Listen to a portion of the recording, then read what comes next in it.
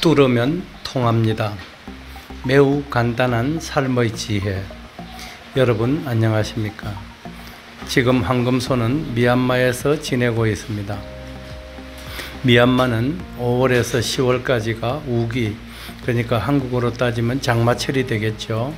우기이고 11월부터 이듬해 4월까지는 건기입니다. 1년을 꼭 절반씩 나누어서 우기와 건기가 찾아오는데, 건기에는 비가 거의 내리지 않는 반면 우기에는 매일 강한 비가 내립니다.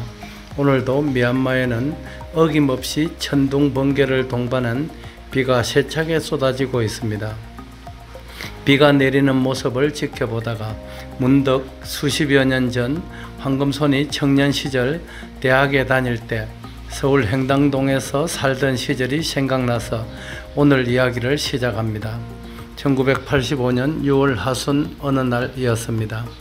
여름 방학이었는데 당시만 하더라도 한양대학교 건너편 행당동 달동네는 언덕에 주택들이 빼곡하게 들어서서 자동차가 들어갈 수 있는 길조차 없었습니다.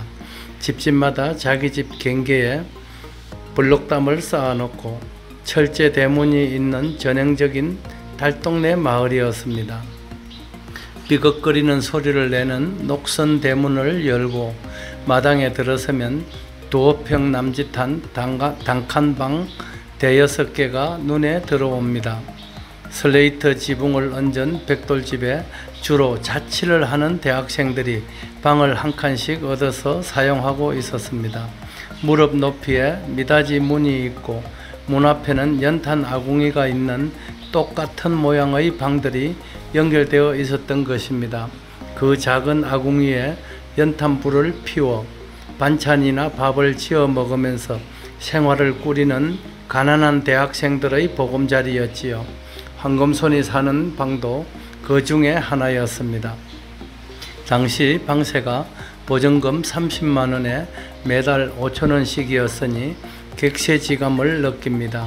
그 당시 화장실은 재래식 푸세식이었고 비가 내릴 때 윗집의 빗물이 우리 집 마당으로 흘러내리고 황금손이 살던 집 뒤쪽의 구멍을 통하여 아랫집으로 빗물이 흘러내려가는 그런 구조였습니다.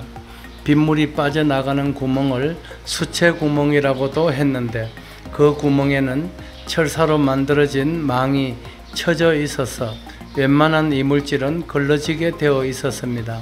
장마철에 접어든 어느 날 비가 세차게 쏟아지는 오후였습니다. 갑자기 옆방 학생들의 소란스러운 목소리가 들렸습니다. 마당에 물이 찼어요.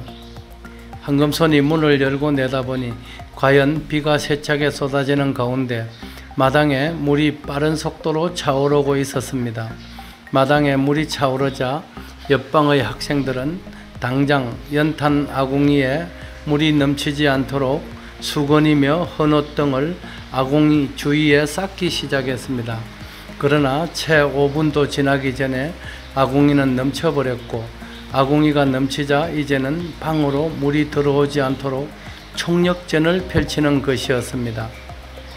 베개를 미닫이 문틀에 막기도 하고 얇은 이불을 접어서 성을 쌓기도 하는 등 난리도 아니었습니다.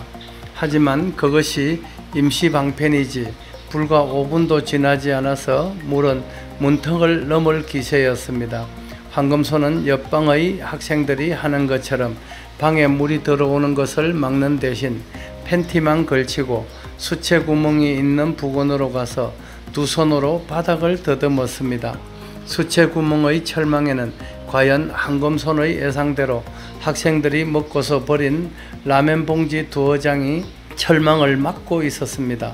라면 봉지를 끄집어내자 마당을 가득히 채웠던 물은 쏴 소리를 내면서 빠지는 것이었습니다.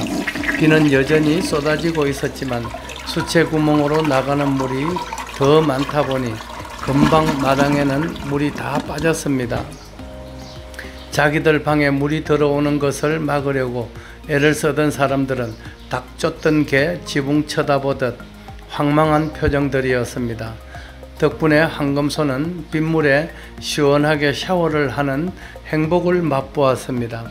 어떤 결과든 원인이 있기 마련입니다. 그 일이 발생하게 된 원인을 조금만 따져보면 해법은 의외로 쉽게 도출시킬 수 있습니다. 무심코 버렸던 라면 봉지 몇 장이 큰 소동을 일으켰던 사건에서 우리는 또 작은 교훈을 얻는 새벽입니다. 배대열의 세상만사 구독자 여러분, 세상에 극복하지 못할 일은 없습니다. 어려운 일이 생기거든 차분히 그 원인을 따져보도록 하십시오. 해법은 의외로 가까운 곳에 있습니다. 황금소는 미얀마에서도 출산강국 대한민국을 꿈꾸겠습니다.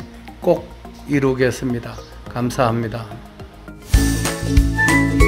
배대열의 세상만사 구독과 좋아요를 눌러주시면 황금소는 큰 힘을 얻습니다.